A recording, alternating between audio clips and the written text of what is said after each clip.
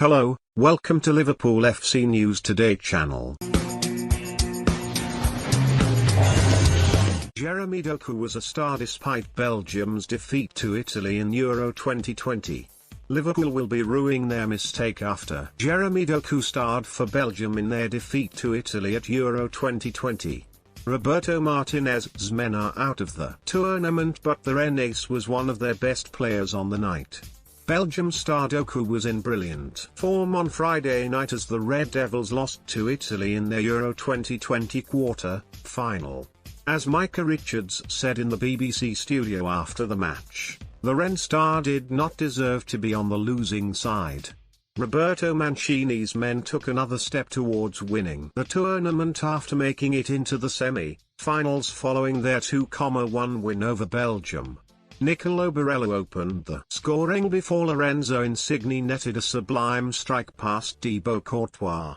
But it was Doku to get the Red Devils back into the match with a typical surging run that forced Giovanni Di Lorenzo into a foul in the box. Romelu Lukaku netted the subsequent penalty, but it was not enough to get Roberto Martinez's men back into the game. However, Doku continued to prove problematic for the Italians, giving their defenders headaches with the amount of times he was spinning themselves inside out. At just 19, it has been a remarkable rise for the Rennes, but it could have been very different. Back in 2018, Liverpool pulled out all the stops to try and convince the then Anderlecht starlet to join their club. They pleaded with the youngster by telling him he would succeed Sadio Mane in the first team, while Jurgen Klopp, Steven Gerrard and Georginio Wijnaldum all spoke to him about signing.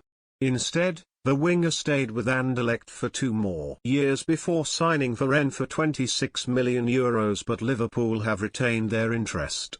Earlier this year, Doku revealed all on his chats with the Reds and his decision. "I was going to be 16 and that was the age you can sign a pro contract.